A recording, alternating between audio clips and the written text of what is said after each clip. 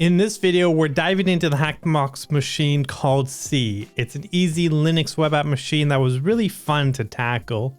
And spoiler, I did find a POC, a proof of concept for this challenge, but we managed to make our way through it somehow by breaking it down and doing it manually, which was really a great learning experience. And of course, this is intended for educational purposes only. Welcome to my channel. My name is Chris Alupulu. I'm a cyber enthusiast diving deep into penetration testing, CDF challenges, and all things hacking. So without further ado, let's dive right in and check it out. All right, let's go ahead and take that IP address that HackTheBox has given us, and let's go into our Etsy host file and save that. So I'm going to do a sudo nano Etsy host, and here you can already see I put that IP address to the name of the machine. That's typically the standard for the HackTheBox. So .htb is the HackTheBox, and I'm going to save it and exit out. And then from here, I just want to make sure that my VPN has been set up correctly and that I'm able to reach the machine. So what I like doing is I'll ping the machine to see if we get some response. In this case, we are getting something back. That's awesome. So I'm going to stop this because if I don't, it's going to continuously run forever and I don't want that. So I'm going to Control C to stop it, and then I'm going to clear it. And now we can start going into our Recon, which that is going to be nmap scans. So from here, I'm going to do a P flag for all the ports. We're doing a very quick scan to see what ports are available for us, and we're going to, instead of a min rate 10,000, we're just going to keep it simple, and I'm going to do a capital T flag with a 5, and that's just going to be another way of saying, hey, let's go fast. All right, here we go. So that was under 8 seconds, so pretty quick scan, and it's only showing us 2 ports this time. It's showing us a 22 TCP for SSH. That's pretty interesting. That means that if we do get credentials going forward, the likelihood that we will be able to then SSH in the machine. So we're just going to keep note of that in the back of our mind. But the other important thing is the only last thing is the 80 TCP for HTTP, and that's pretty standard for web apps. So we are targeting a web app. So let's go ahead and see if we can get a little bit more information out of this scan with nmap before we move on to the browser. In this case, I'm going to use the P flag again, but instead of all the ports, we want to just target those 2 ports in particular, the 22 and the 80. And now we're going to use some specific scripts from nmap to give us a little bit more information out of this domain. And we're also going to save it in on nmap scan file so we can take a look at that if we need to in the future. And I'm going to continue doing a T5 to make it sure that it's going to speed up, because we're not worried about any blue defender or anybody picking up on the logs. All right, so here we go. We got 22 TCP, so it looks like it's a pretty up-to-date SSH, but the interesting part here is the web app, right? Because that's going to be the focus target. That's our attack vector. And in this case, now we know it is on Apache, and here is the version number, and here it is on Ubuntu, and here's the title, C home. So that's pretty standard. We know that. And the other interesting part is it is providing us an HTTP cookie flag. So it looks like there may be some type of cookie. It's showing us PHP session ID. And if it's PHP, that means it's most likely built with PHP backend. The other interesting part, Apache, and that it is on Linux. So now that we know that information, I'm going to clear it. And then from here, we can go ahead and launch Burp Suite and launch the browser to take a look at it. But before we do that, let's just make sure we have something running in the background while we're taking the time to launch Burp Suite and launch the website and so forth and so on. So let's do a ffuf scan. And here is the ffuf scan that I like doing. it is for subdomains. In this case, we will be running it like this, and we're going to get a bunch of nonsense, right? So we need to filter this out. Now, typically I like filtering out based on size, but you can notice here, the size are really varying greatly. So I'm just going to filter based on, let's see, lines instead, because it looks like the lines are pretty steady. It's just giving us an 87 all the way around. So I'm going to filter by lines of let that run. That's going to take a while, but we know now that's in the background running, and hopefully we will be able to discover some type of subdomain so that can give us a way out of maybe a rabbit hole that we start looking into on the website. All right, now that that's running, let's go ahead and launch Burp Suite. Community edition is completely fine. You don't need the professional version for HackTheBox. And now that that's running, I'm going to launch Firefox, and let's go ahead and do http c.htp. All right, so there it is. So here is the website, and based on the name, I did not expect to see a bike theme, but here we are. All right, so join us for an exciting night biking adventure. So very cool. The banner really pops in my mind. It looks like it's like some type of really cool graphic and some animations. Very neat. Let's take a look at the page source, because that's what I like doing typically. So here are some style sheets and min CSS, yada yada. All right, so I'm seeing themes, bike image, and it looks like Velic 71. Okay, so that's really interesting. I kind of want to actually open that up, and maybe we can fingerprint that and see if this is a CMS, because it may be based on that. The themes and the logo kind of does stick out as a theme, unless the creator of this machine really loves making websites. So we're gonna check that out, but let's continue on and see what else is there.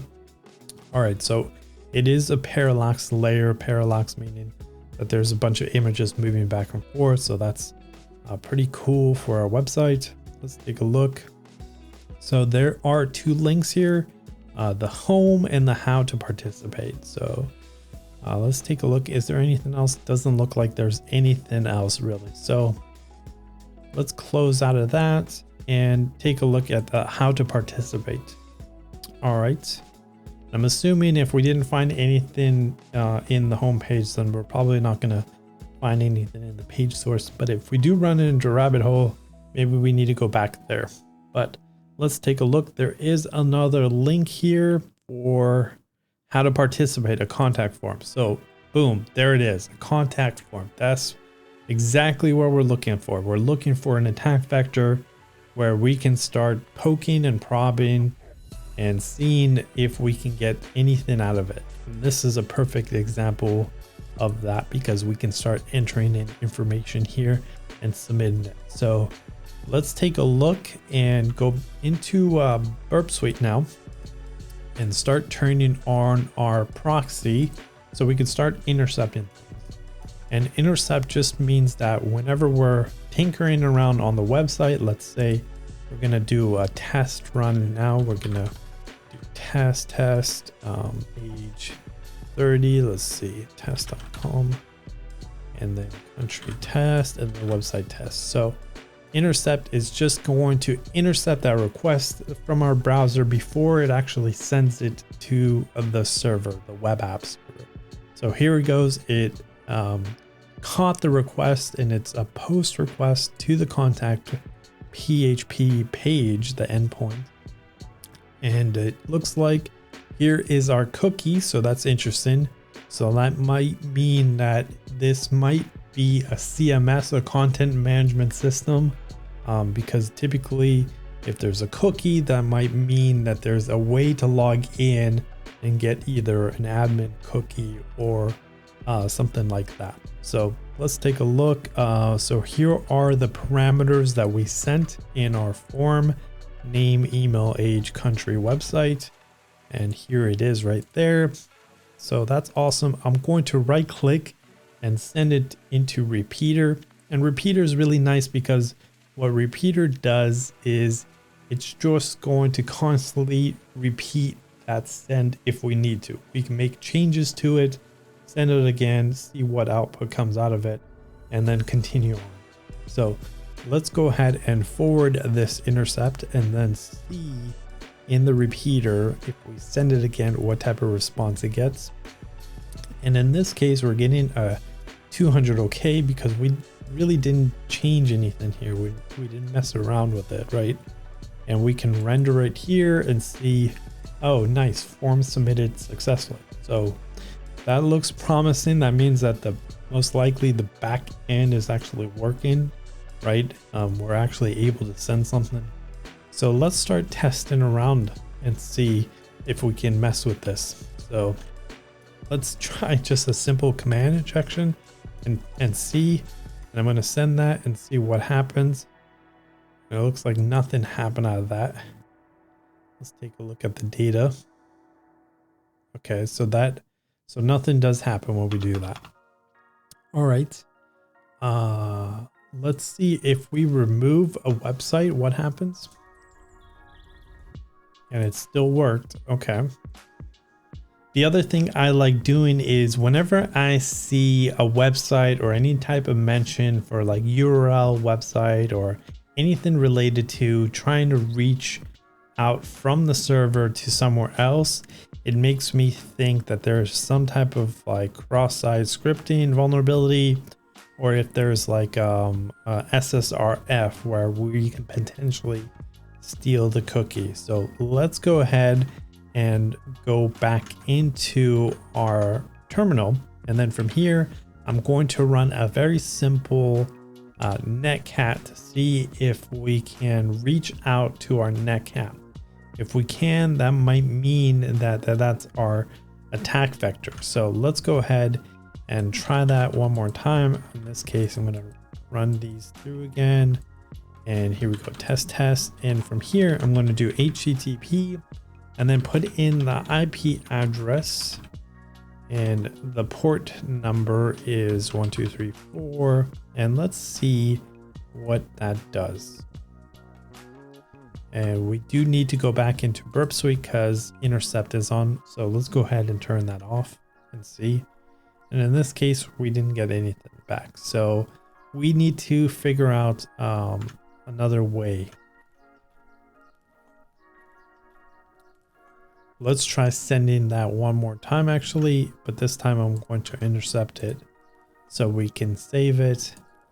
And now I can send it to repeater, and I have it in repeater. I can turn this off. We can continuously send it. So let's take a look. It is going through, but it isn't hitting. Oh, there it goes. It looks like it did hit our netcat server. So that is very interesting. And it is giving us some information here. Okay, so I'm going to control C out of that netcat, but now we know this is our attack vector, but we need to figure out a little bit more information on this website, because now that we know what our attack vector is, but we don't really know how to attack it. So what we're going to do is we're going to go back into the browser and take a look at this image and see if we can fingerprint this in some way. So let's go ahead and copy this logo, or this name of the logo, and let's see what pops up. Let's Google it. All right, so it's coming back with a WonderCMS. So a theme approved, a bike theme. That's pretty promising since it is a bike website. Let's go ahead and click in. All right, so it's throwing us to the WonderCMS. Okay, so I think this is it. So let's WonderCMS bike theme GitHub. Let's do it this way. Okay, here's something else. bike WonderCMS theme. Let's take a look. Look at that. That is exactly what we're dealing with right there. All right. So now we know it is on the WonderCMS system, the Wonder Content Management System. And it looks like this is the creator of it.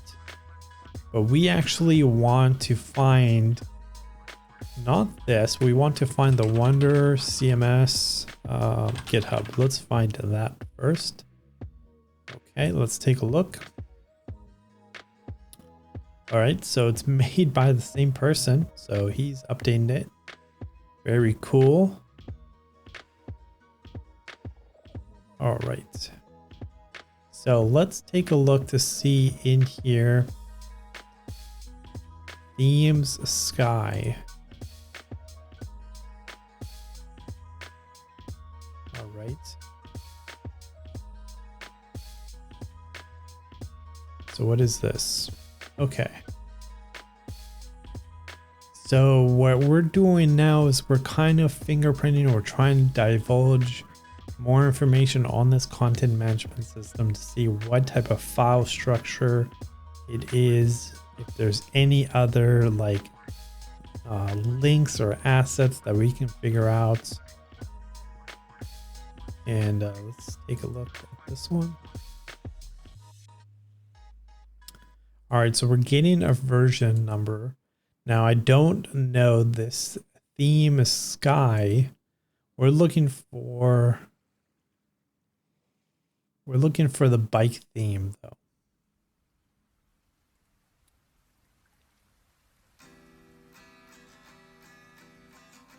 Not really seeing anything relevant here.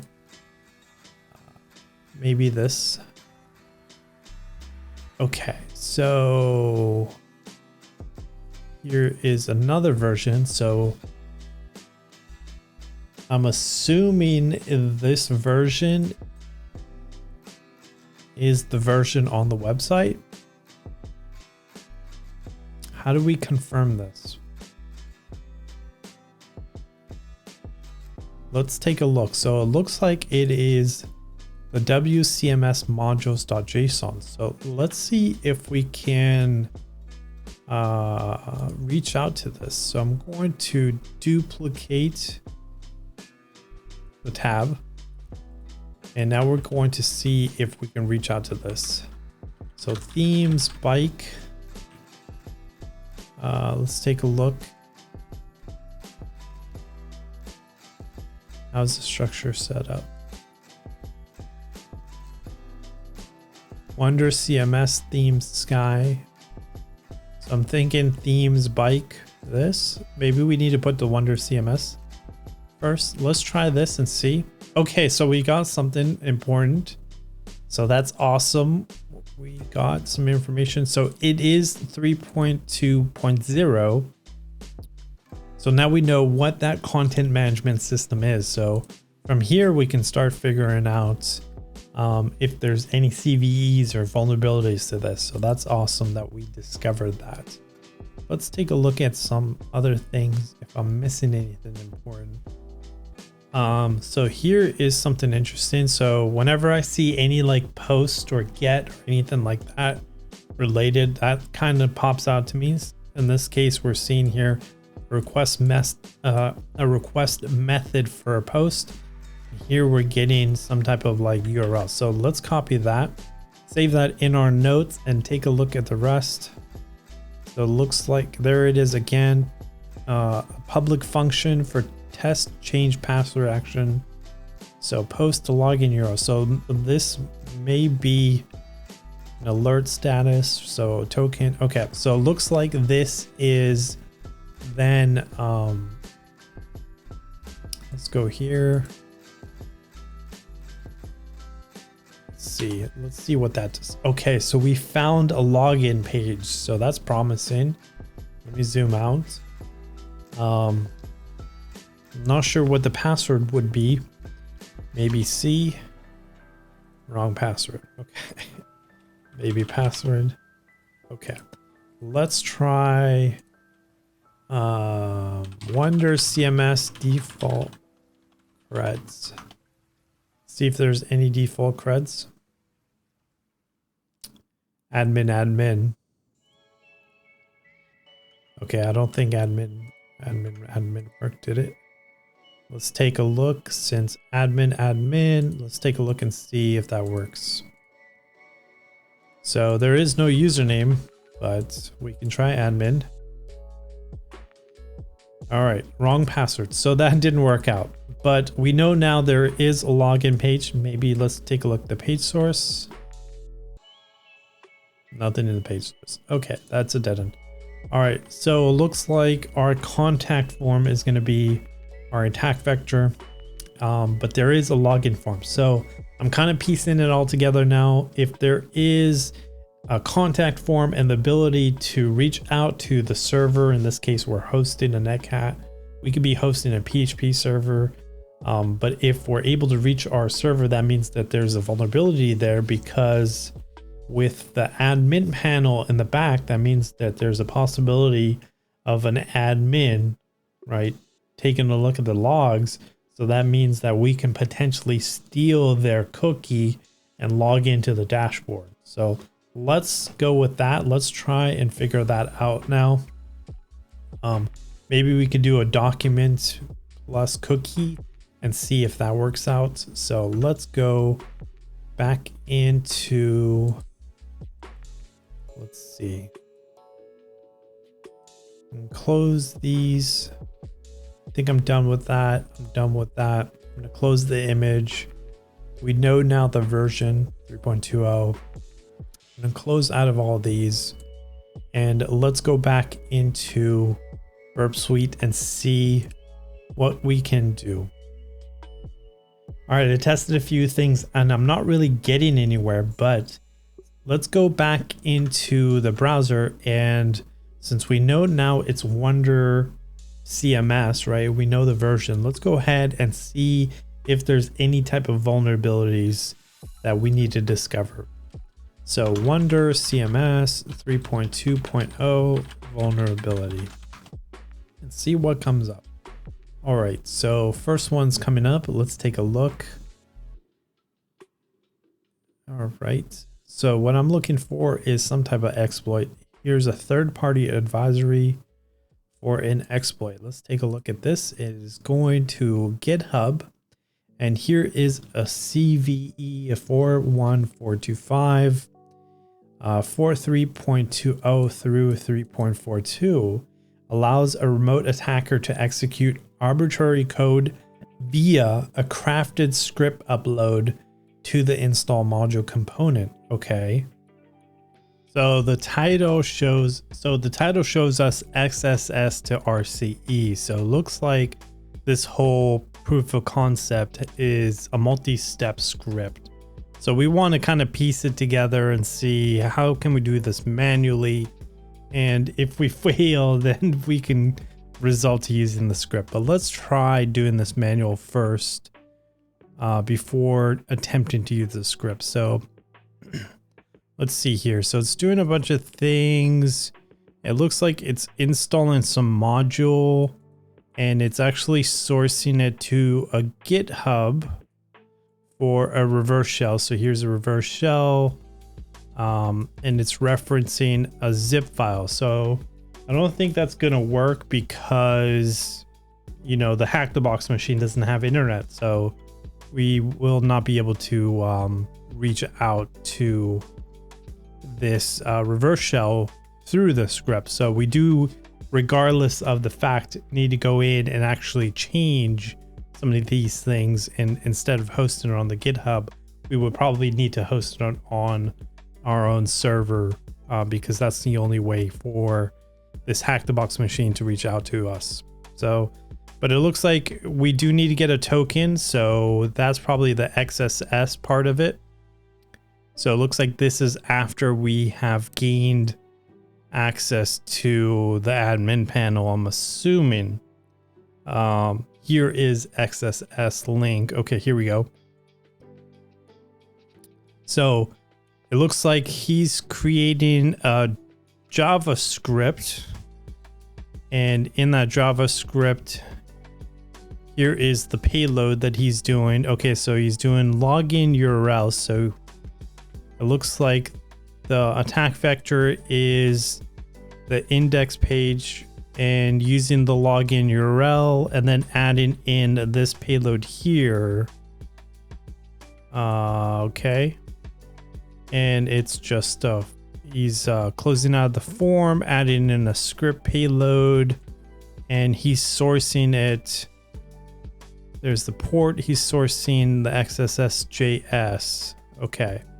All right. So let's go ahead and pretty much copy this command, and then we're going to rework it into burp and see if we can steal that cookie, because I'm assuming that's probably what this part of the script is doing. So let's try that.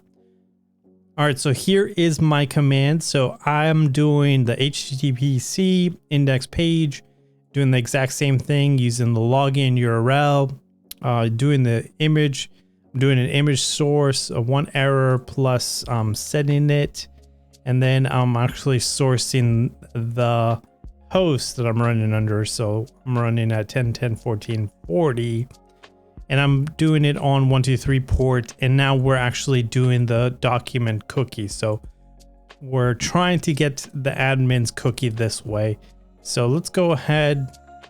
Don't know why that happened. Okay, let's go ahead and send that. And let's check. So I already have my Python server running. All right, the other thing I'm going to do is I'm going to send it through the contact form as well, just to cover my basis and see if that works out.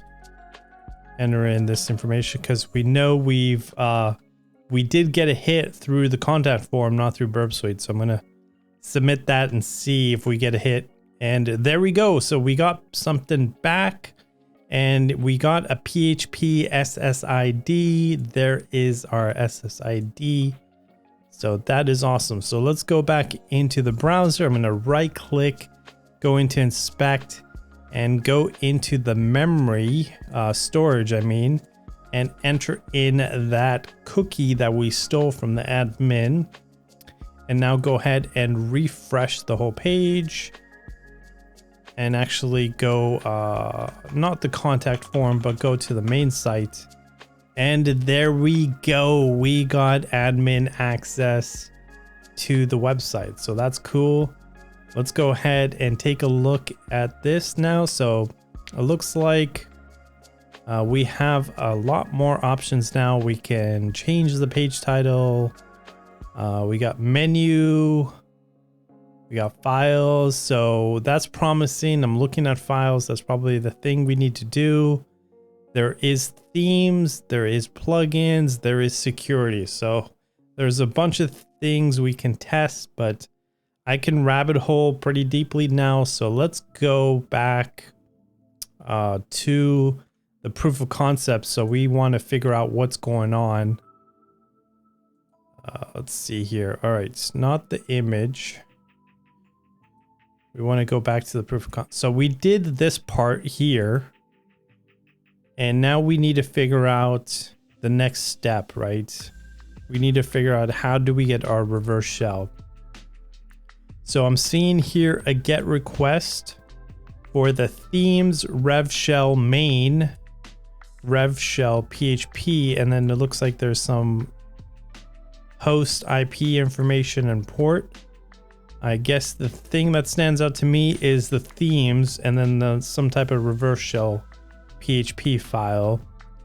And here is another thing, setting a variable URL rev. Okay, install module.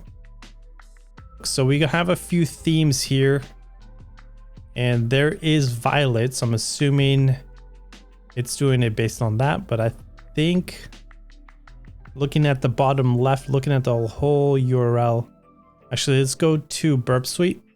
Let's turn on intercept. And let's click this and see what happens. Nothing happened. All right, there it goes. So actually clicked it. So here we go. We're getting a get request for the install module. This kind of looks exactly like the proof of concept. So I'm assuming this is how they get the reverse shell. So let's go back into proof of concept and let's see. Yes, it is. So here it is. So the modules, so they're just replacing then the reverse shell. They're replacing their own reverse shell here. So we can do the same, right? We can do HTTP and then I'm assuming we'll have to do a zip file instead of PHP. So we're going to change this as well. 10, 10, 14, 40, and then rev. Let's do rev theme dot zip. And I'm not sure if we need to leave the directory name and themes. I think all that looks fine. We're going to try running it with this. But we need to now craft our rev theme. So we need to figure out our reverse shell part, right? Because if we upload it, we need to be able to access it. So, and actually get a reverse shell. All right, let's go back into the terminal. And it looks like we're still constantly getting cookies. Okay. Let's go HackTheBox C and let's now start crafting just a very simple PHP reverse shell, but we do need to actually incorporate it into a zip file. So let's do that now. All right, so here is that very simple PHP script that I'm running. The PHP just request CMD, right? And it is in a directory called rev theme. So what I'm going to do is I'm going to actually zip the directory, the rev theme directory with the cmd.php file in it. So that way when it considers it as a theme and it will unzip it, place that directory in there and have that file be there as well. So that's the goal. Let's try and see if that works because that's kind of what it looks like the proof of concept is doing as well. So let's go with that and go from there. All right, so let's go ahead and zip that entire directory with that file in it. So we use the R flag for recursive and we're going to save it exactly like we have in our burp payload, the rev theme.zip, and we're encapsulating this entire directory with that just that one PHP reverse shell. So pretty simple. And there goes, it adds it. We can ls. There is our rev theme.zip. And now we want to actually host the contents of our folder. Let's see here. Oh, it's already in use. So I'm going to cancel this. And since we already have the token, and I'm going to clear that. And now we're hosting the contents of our server, or the contents of that C directory with that rev shell.zip in there. And let's go back into burp and just double check that we have everything here. I did mess something up. I need to put the port number in for that IP, and then that looks good. So we're just targeting the same thing. We're targeting our IP. It's going to download that zip file, unzip it, and then hopefully give us access to a reverse shell. So let's take a look. And now I'm actually going to send this to a repeater. I'm going to forward that and turn off intercept. And let's see what happens. Let's go back to repeater and send it and see. We're getting a 302 back, not a found. So that's interesting. And it is reaching out to it. So it did get a get request to that rev theme. So that is awesome. Let's go ahead and run a netcat on not 1, 2, 3, 4, but on leads. And Now we need to figure out how to access that PHP file. So let's go and go back into the proof of concept. Let's see here. So it's showing us that it is, so we did this part up here, right? We threw that zip file in, and now it looks like it's doing a GET request to the themes.theme, the rev shell main, and then the rev.php, and it's adding in some commands here. I'm assuming this is probably the reverse shell command, but let's go ahead and see if we can reach this, the themes rev shell dash main, but we named it something completely different. So here we go. Themes rev theme. Yep. PHP. There we go. So now let's confirm if we can get some type of execution. So we're going to do the simple ID, and there we go. We got ID information. So that is awesome. What else can we do? We could do which Python? Okay, nothing came back. Which Python 3? Okay, so there is Python 3 on there. So now we know we have an RCE. Let's go ahead and get a Python reverse shell. So we'll go to revshells.com and let's do Python 3. Let's go shortest. And here we go. So we need to put in our reverse, our IP information. I think it was leet that I'm running that netcat under. And I'm going to copy this. And now we're simply just going to paste that in and let the browser do the URL encoding and see if that works. And that's promising. It's stalling, so that's great. It's a great indication. And there we go. We got a reverse shell manually. So that's awesome. We didn't have to use the proof of concept script, but that proof of concept script did really help us figure out how to get that. So from here, let's go in and do a breakout. And a breakout is just simply upgrading my reverse shell to stabilize it. So I'm going to paste that in. Paste in this part. Okay. Let's see. Export term.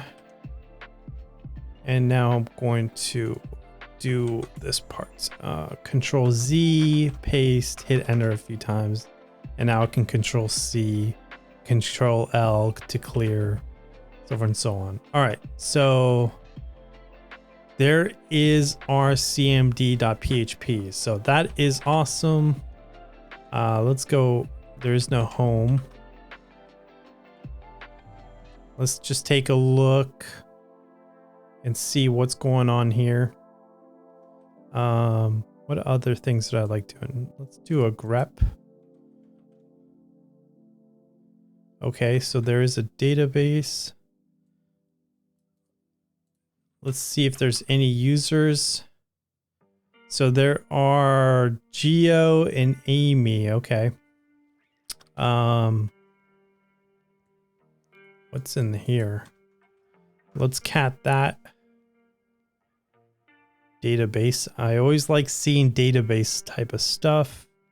And awesome. Here we go. We got a password. And it looks like it is a hash password. So that's awesome. So that's a lot of information that we got right away. Let's see, what else can I do here with this script? I don't think there'd be any symlinks. Okay. All right. So we got a password now. Let's go ahead and I'm going to clear this CD into HackTheBox, nano hash.txt, paste that in there. Let's take a look at it. There is some backslashes that are going to give us some errors, so I'm going to remove those. And now we can run hashcat. I'm not sure what M flag to use it, but I do like the rocku text. Let's try running it this way and see what it says. Oh yeah, it is bcrypt. 3200. So let's try that. The $2. So we'll put M flag 3200 and we'll let hashcat run.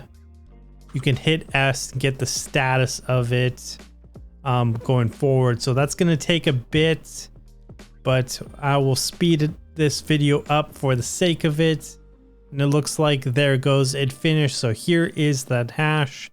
That hashcat was cracking, and there is that password. So we got somebody's password. I'm going to copy that password and let's see what we can do now. So let's see.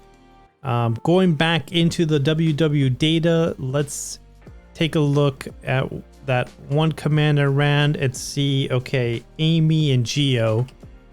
So maybe we can get into Amy with this password, and that worked. So we were able to access Amy with that password. So that is awesome.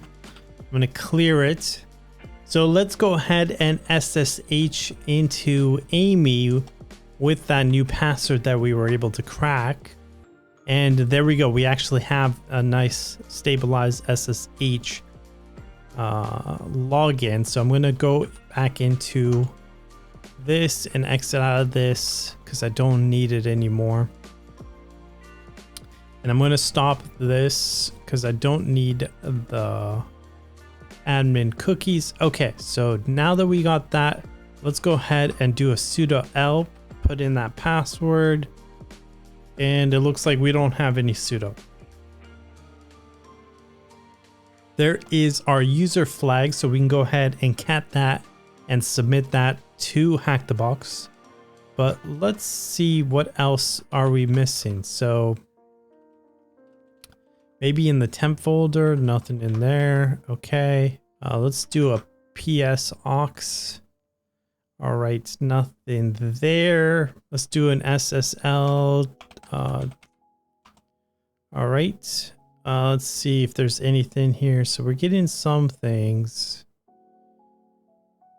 We're getting some listening TCPs. We're getting an 8080. That's interesting. So can we curl it? It's unauthorized access. What? Okay, so we're getting unauthorized access. Let's try it with the credentials. Okay, so we were able to get something. Let's take a look at this. So what we did is we curled it with the user Amy and her password for this local thing that we found from here, the 8080. So we're seeing what this is all about, and then we'll see what the other ones are. But 8080 kind of stands out for me. It looks like it's a system monitoring thing. Okay. So it looks like it's doing some type of log monitoring. Disk usage, dev mapper, Ubuntu, clear access log. Okay. Okay. Var log, Apache access log. This must be the way we got our cookie from the admin. So I'm assuming then in the script, there's probably a cron job in the back end where like it's activating this authentication log. So we were able to get our cookie through this system. So I'm wondering if we can privilege escalate through this as well. Let's go ahead and open up a new window.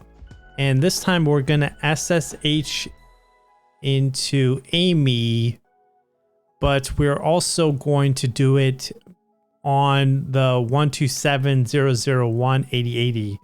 So we can access this site going forward.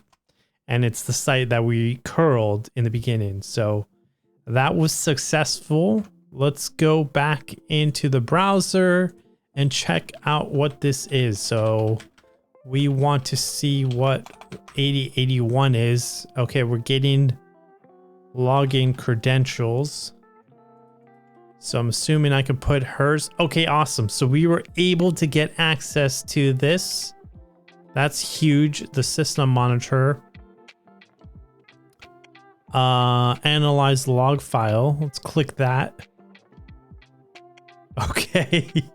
Here we go. Suspicious traffic patterns detected. Oh no, on January. Okay. Install module, the rev theme. There is our payload. All right. Let's take a look at auth log. I'm curious about this one too. All right. Very interesting. Okay. So,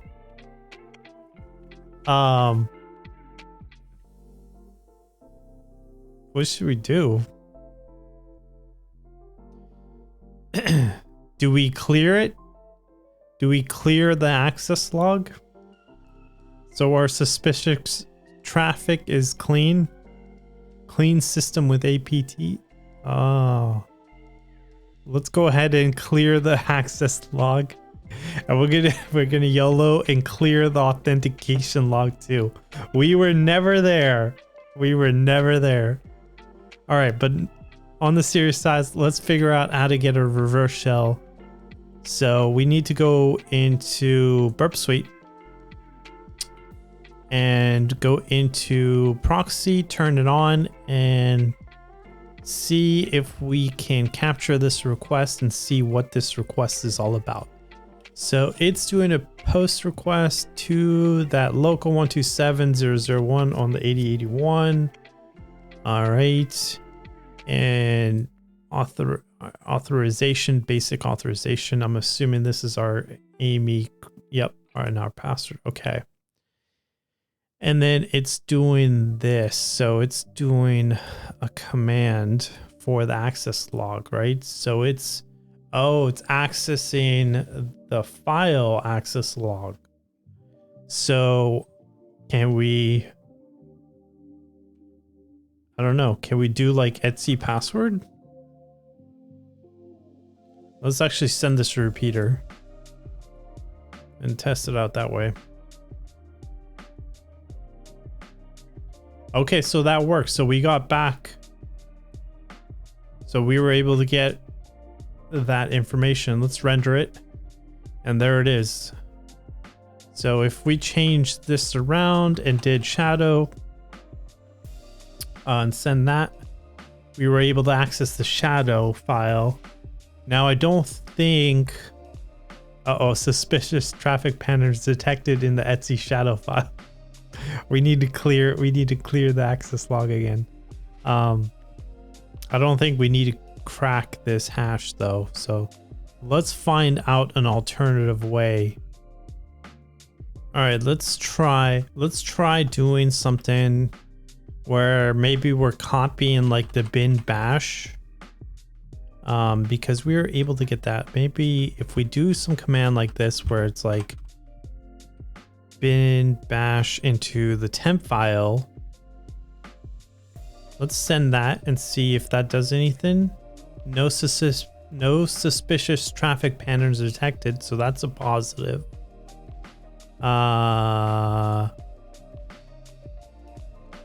Let's see if that worked. We'll do an LSLA.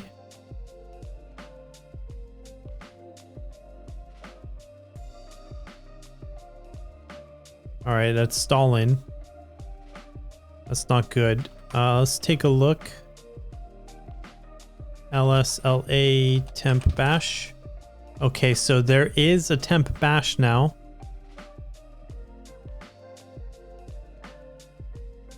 So let's try chmod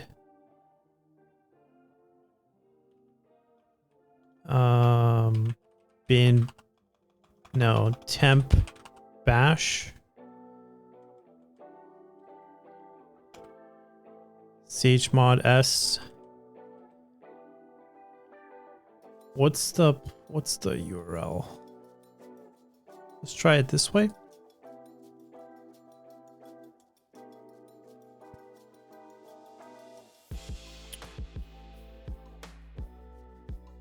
Percentage to be.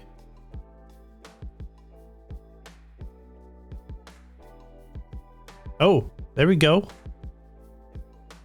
That's awesome. That's very awesome. So let's do this. Nice. Okay, so we got root this way. Very cool.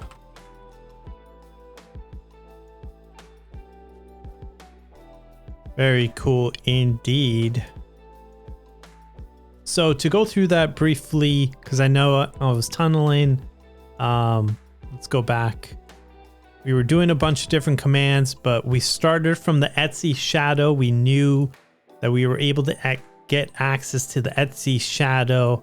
And then from there, we were thinking about copying the bin bash to the temp file and seeing if we can access it. And then I tried the LSLA, but that wasn't getting anywhere. And then the other thing I remembered is we did need to figure out how to chmod plus s it, and then do the %2b, the URL and code for that plus. And it looked like that worked out. So we were able to do a privilege escalate that way. And then from there, we were already SSH'd in as Amy. We were just verifying that the burp suite was actually creating that temp bash copy file. And then it was actually doing that chmod plus s. And from there, we were able to get the temp bash with the p flag to get ourselves as root for the privilege escalate. So that's pretty cool. That was a really fun machine. But going back into it being rated an easy, I selected a 4 for the beginning. I think if you were to use the script, it is pretty easy because it's just, it automates like that entire struggle bus that we went through right in the beginning of the video. And then I think the last part is pretty difficult as well, especially if you're not looking for that that 127001 on that port, and then tampering with the log file. Actually, that wasn't too bad, and there was no sanitation or validation on that part, but nonetheless, I still think this was probably more of a medium box when I first started doing it, when they released it. So hope you enjoyed this video. If you enjoyed it or have any questions, feel free to throw them in the comment section below, and I will see you guys in the next video.